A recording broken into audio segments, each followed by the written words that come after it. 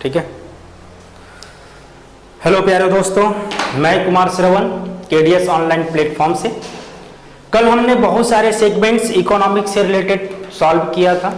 आज हम उसी क्लास को कंटिन्यू करके आगे बढ़ाएंगे और प्रयास करेंगे कि आज के ही क्लास में हमारा इकोनॉमिक्स के प्रकार जो micro economic and macro economic दोनों कंप्लीट कर लें।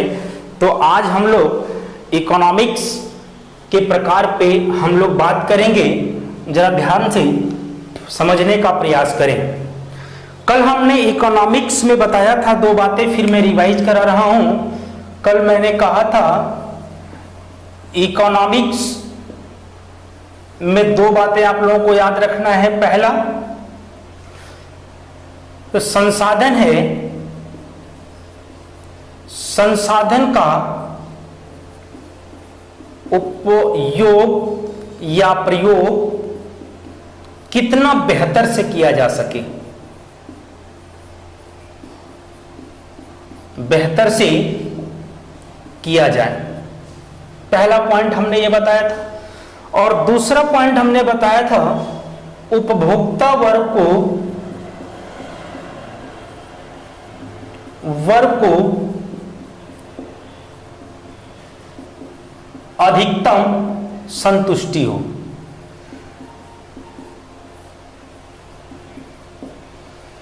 और हमने बात किया था, एक तरफ हमने प्रोड्यूसर को लिया था और एक तरफ हमने कंज्यूमर को लिया था। हमने बताया था प्रोड्यूसर के लिए संसाधन क्या होते हैं,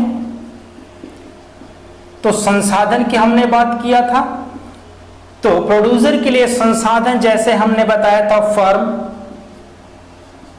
कैपिटल और लेबर की हमने बात किया था। और उसी प्रकार से हमने कंज्यूमर के लिए हमने संसाधन की जो बात की थी,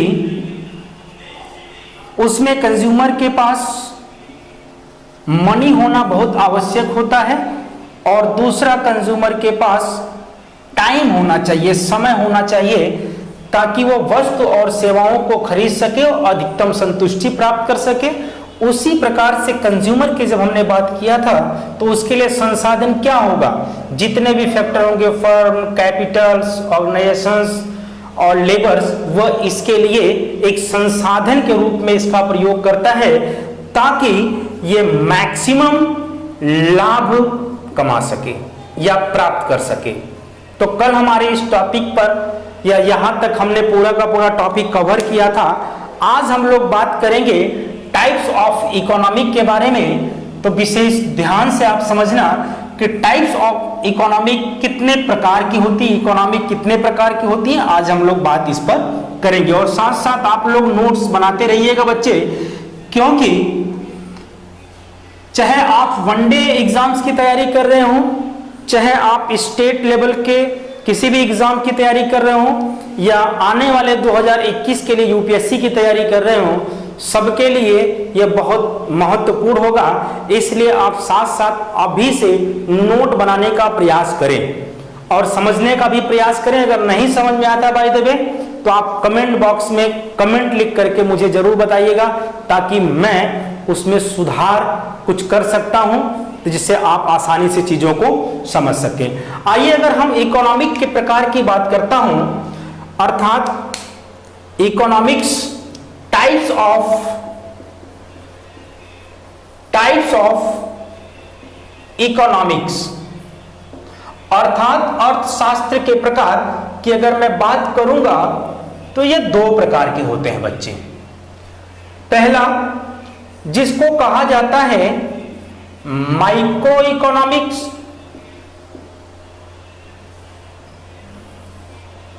जिसे हम लोग कहते हैं हिंदी में व्यष्टि अर्थशास्त्र, और दूसरा होता है मैक्रो इकोनॉमी,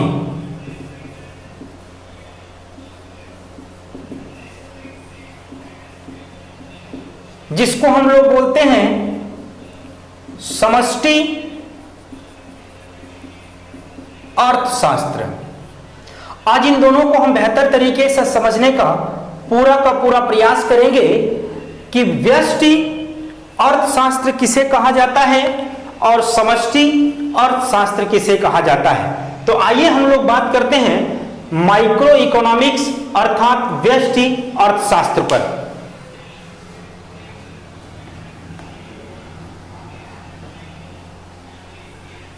देखिए एक चीज और बता देना चाहता हूं कि जो माइक्रो इकोनॉमी है, माइक्रो इकोनॉमिक और मैक्रो इकोनॉमिक्स, इन दोनों का सबसे पहले जो प्रयोग किया था इस व्यक्ति का नाम था रैगनर फिश ने सबसे पहले माइक्रो इकोनॉमिक्स अर्थात व्यष्टि अर्थशास्त्र और समष्टि अर्थशास्त्र का प्रयोग सबसे पहले किसने किया था बेटा? तो नाम आपको याद होना चाहिए जिसका नाम था रैगनर फिश। इस बात को आपको याद होना चाहिए, क्या नाम था बेटा? रैगनर फिश ने सबसे पहले micro economic and macro economic का प्रयोग किया था, अर्थात इसी के द्वारा लाया गया था माइक्रो इकोनॉमिक और मैक्रो इकोनॉमिक। बात क्लियर हो गई बेटा? तो चलिए हम लोग चलते हैं माइक्रो इकोनॉमिक के ऊपर बात करते हैं। तो ध्यान से समझे बेटा, माइक्रो इकोनॉमिक्स अर्थात इसे कहते हैं व्यष्टि अर्थशास्त्र। एक चीज जरा ध्यान से समझिएगा बेटा, ये क्या लिखा गया है? मैक्रो, अर्थात इसका अर्थ होता है सूक्ष्म। इसका अर्थ क्या होता है बेटा? सूक्ष्म होता है। अर्थात सूक्ष्म की बात करें तो सबसे पहले माइक्रो ग्रीक भाषा के माइक्रोज, फिर से लिख दे रहा हूं, माइक्रोज से लिया गया है।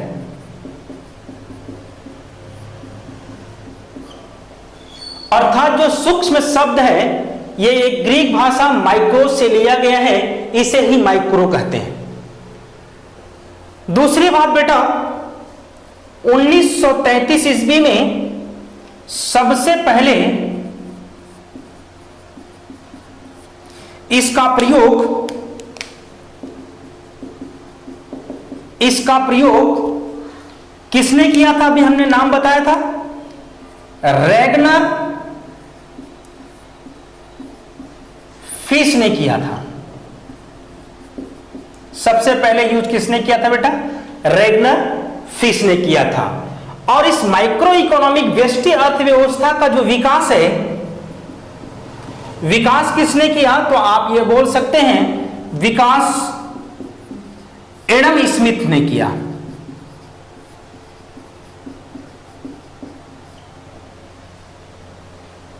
मेरी बात समझ में आ रही है? बेसिक चीजें हैं। माइक्रो का मतलब सूक्ष्म होता है और ग्रीक भाषा में माइक्रोस से लिया गया है सूक्ष्म को। और 1933 ईस्वी में सबसे पहले जो प्रयोग किया था माइक्रो को, वो रैगनर फिश ने किया था। और इसका विकास, जो माइक्रो इकोनॉमी का विकास है, उसे किसने किया था बेटा? एडम स्मिथ ने किया था। अब आइए इसकी जरूरी बातें समझते हैं। माइक्रो इकोनॉमिक में छोटी से छोटी इकाइयों का या आर्थिक इकाइयों का अध्ययन किया जाता है। इसमें छोटी से छोटी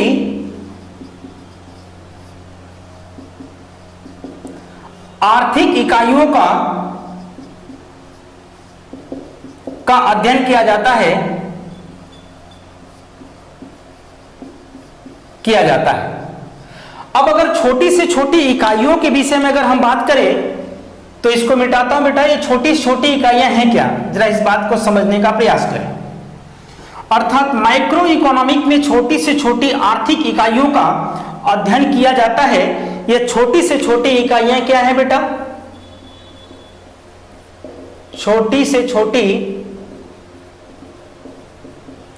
इकाई, जैसे बाजार, मार्केट, फर्म,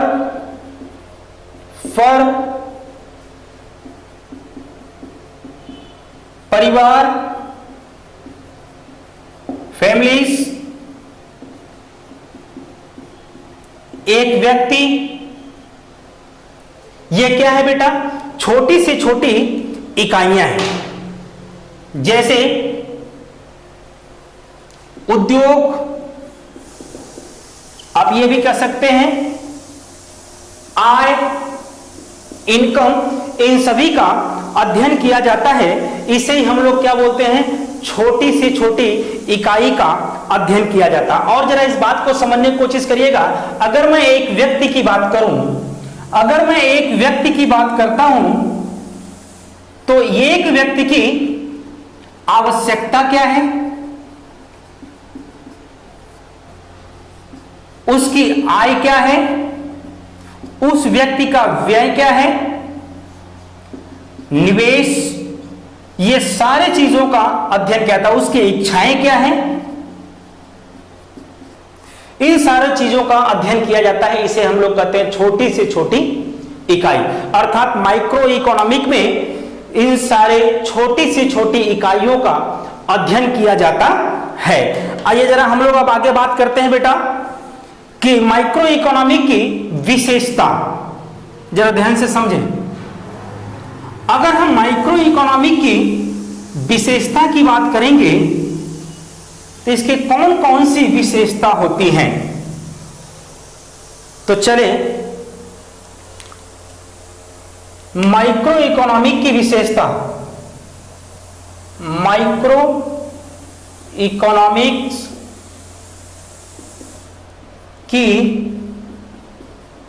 विशेषताएं, हेडिंग दीजिएगा आप लोग, माइक्रो इकोनॉमिक की विशेषताएं। तो अगर हम पहली विशेषता का बात करें तो कीमत निर्धारण,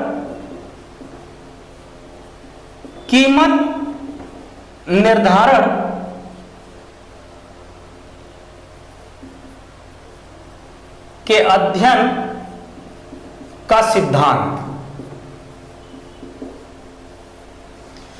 अर्थात यह बताता है कि किसी वस्तु की कीमत,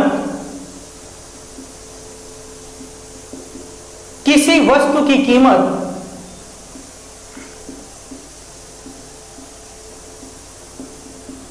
कैसे निर्धारित की जाती है।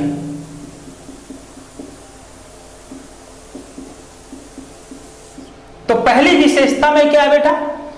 कीमत निर्धारण का अध्ययन का सिद्धांत आप कह सकते हैं। और दूसरा व्यक्तिगत आर्थिक इकाइयां, व्यक्तिगत आर्थिक इकाइयां, नंबर 1 इसको डाल लीजिएगा। और नंबर 2, तो व्यक्तिगत आर्थिक इकाइयों में क्या होगा बेटा? जैसे फर्म, अभी हमने बताया, जैसे किसी एक व्यक्ति का उद्योग, एक व्यक्ति का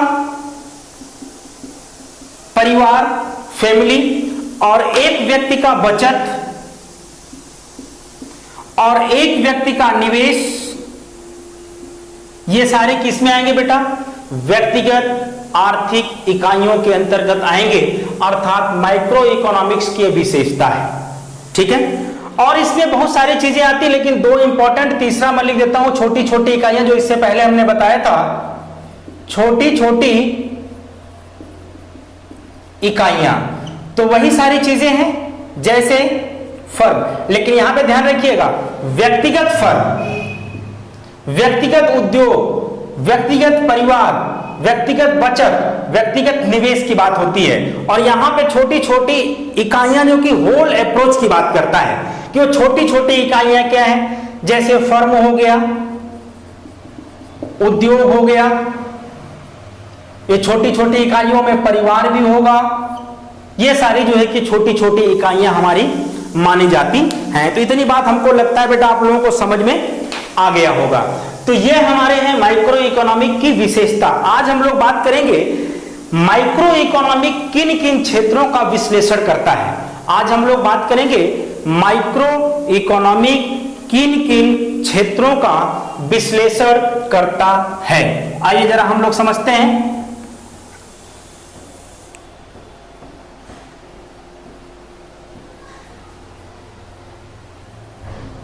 तो अगली पॉइंट, माइक्रो इकोनॉमिक्स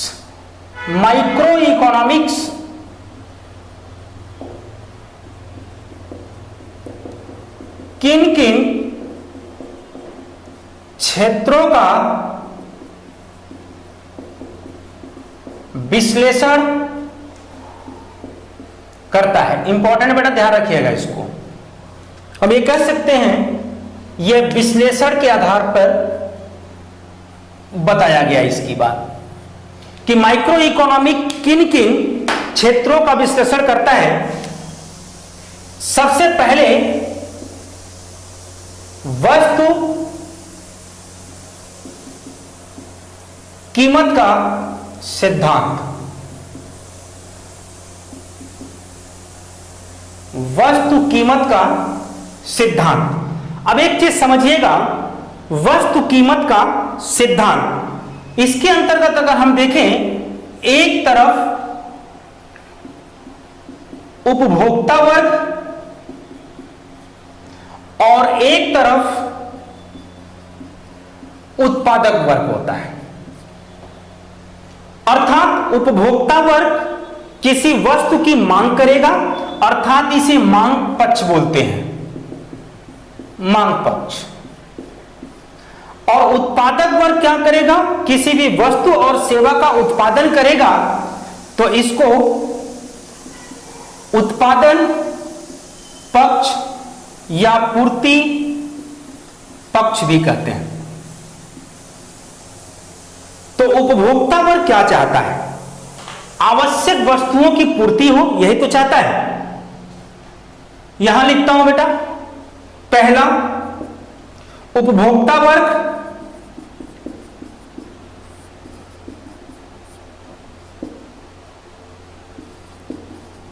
आवश्यक वस्तुओं एवं सेवाओं की पूर्ति के लिए क्या करता है बेटा, मांग करता है। अर्थात उपभोक्ता वर्ग को जिन जिन चीजों की आवश्यकता होती है, जिन वस्तुओं की आवश्यकता होती है, जिन वस्तुओं की सेवाओं की आवश्यकता होती है, उसकी वो क्या करता है बेटा, मांग करता है। वही उत्पादन वर्ग क्या करता है बेटा, कोई बता सकता है क्या? तो वस्तुओं को बनाने में, यहां लिखते हैं, वस्तुओं को बनाने में जितना खर्च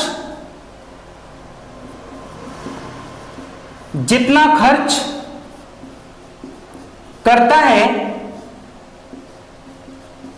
उसे क्या कहा जाएगा बेटा, क्या कहा जाएगा, उत्पादन लागत सिद्धांत कहा जाता है। क्या कहा जाता है, उत्पादन लागत सिद्धांत, उत्पादन एंड लागत सिद्धांत बोल सकते हैं। अर्थात उत्पादन वर्ग के लिए क्या इंपॉर्टेंट होगा बेटा, उत्पादन और लागत सिद्धांत होगा। इस बात को समझिएगा। और उपभोक्ता वर्ग के लिए आवश्यक वस्तुओं और सेवाओं की पूर्ति के लिए वो मांग करता है, और उत्पादन वर्ग क्या करता है, उत्पादन लागत सिद्धांत जो होता है उसके अंदर उत्पादक वर्ग होता है, और ये उत्पादन पक्ष को रिप्रेजेंट करता है, अर्थात पूर्ति पक्ष को रिप्रेजेंट करता है। अर्थात वस्तुओं को बनाने में जितना खर्च आता है उसे उत्पादन लागत सिद्धांत भी कहा जाता है। यह बात समझ में आ गई बेटा। पहला यह है वस्तु की कीमत का सिद्धांत, दूसरा क्या है उपभोक्ता वर्ग, या आप ये कह सकते हैं उत्पादन लागत सिद्धांत। अगर मैं इसको ब्रैकेट में लिख दूं तो आप लिख सकते हैं उत्पादन एंड लागत, या और लागत सिद्धांत, जिसके अंदर में उत्पादक वर्ग आता है। तीसरी विशेषता इसकी जो है साधन कीमत निर्धारण। मिटा दो बेटा।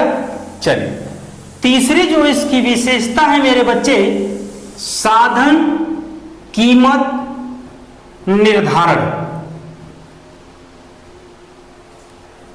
अब हम बात करते हैं बच्चे साधन कीमत निर्धारण क्या होता है, अर्थात जिनकी सहायता से उत्पादक वर्ग वस्तुओं का निर्माण करता है। मेरी बात को समझिएगा, जिसकी सहायता से उत्पादक वर्ग वस्तुओं का निर्माण करता है उसे क्या कहा जाता है, साधन कीमत निर्धारण। तो तीसरा क्या होगा बेटा, साधन कीमत निर्धारण, अर्थात जिसकी सहायता से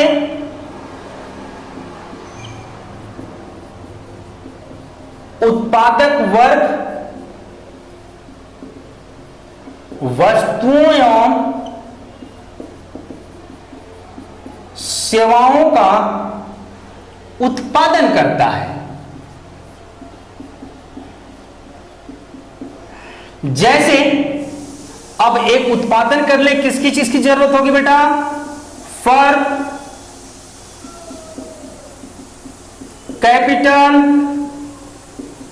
भूमि, मजदूर, ये सब हमारे क्या हो जाएंगे बेटा, फैक्टर। इसी को हम लोग नाम देते हैं फैक्टर, अर्थात साधन। अर्थात क्या हो गया बेटा हमारा, साधन कीमत निर्धारण। जिस आधार पे जितना साधन पे खर्च करेगा उतना ही उसकी कीमत का क्या होगा मेरे बच्चे, निर्धारण होगा। इसीलिए इसको क्या कहा जाता है, साधन कीमत निर्धारण। बात मेरी समझ में आ गई। और अगला पॉइंट हम लोग कवर करेंगे आर्थिक कल्याण। चौथा पॉइंट क्या आता है बेटा, आर्थिक कल्याण का सिद्धांत बोला जाता है। ठीक है मेरे बच्चे। तो अगला पॉइंट हमारा है 4th नंबर, आर्थिक कल्याण का सिद्धांत। अब मेरे बच्चे देखिए, जैसे अगर एक व्यक्ति या सभी व्यक्तियों का विकास करना है तो उसके लिए आर्थिक कल्याण का होना बहुत आवश्यक है। आर्थिक कल्याण में जैसे अगर व्यक्ति को भोजन ना मिले तो क्या उसका विकास हो सकता है, नहीं। अगर उसको कपड़े ना मिले तो क्या करेगा बेटा, बनवासी हो जाएगा, वेरी गुड। अगर उसको मकान ना मिले तो दूसरे का छीनना शुरू करेगा। खैर ये बात दूसरी है, लेकिन मैं मजाक कर रहा हूं। यहां पे क्या होगा, मकान भी होना उसके लिए बहुत जरूरत है, शिक्षा भी होना, और उसके लिए पेयजल बहुत जरूरी है, और जहां रहेगा वो स्वच्छता जरूरी है। तो इसको एक बात में समझे मेरे बच्चे, अर्थात मूलभूत, क्या बोलेंगे, मूलभूत आवश्यकता की जरूरत होती है, जिससे क्या होता है बेटा, व्यक्ति का विकास होता है। आई थिंक कि मेरी बात को आप लोग बेहतर तरीके से समझ गए होंगे। तो आइए अब हम इकोनॉमिक्स, माइक्रो इकोनॉमिक्स में इसके महत्व की हम बात करते हैं। देखिए महत्व, इंपॉर्टेंस, क्या महत्व है इसके। तो माइक्रो इकोनॉमिक के महत्व लिखता हूं यहां पे, माइक्रो इकोनॉमिक के महत्व। महत्व क्या होगा बेटा? माइक्रो इकोनॉमिक्स के महत्व क्या होगा? संपूर्ण अर्थव्यवस्था को समझना, पहली पॉइंट। संपूर्ण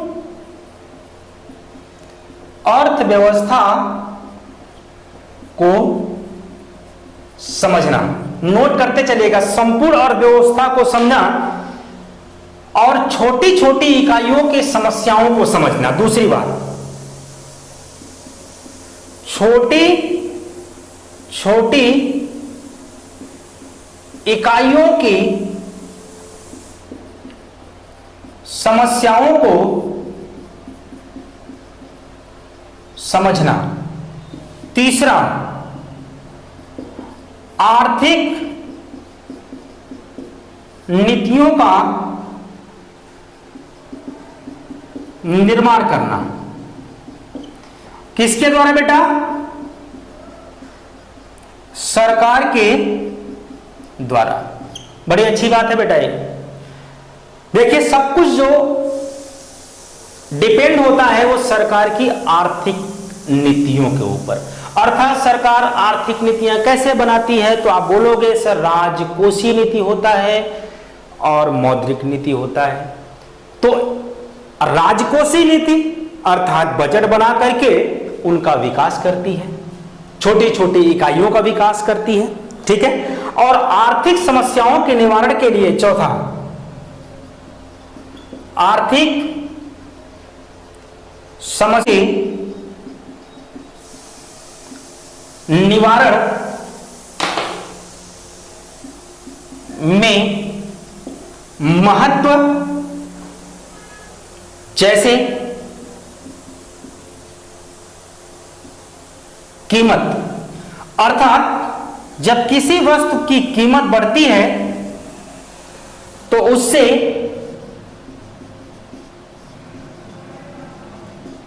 व्यक्ति पर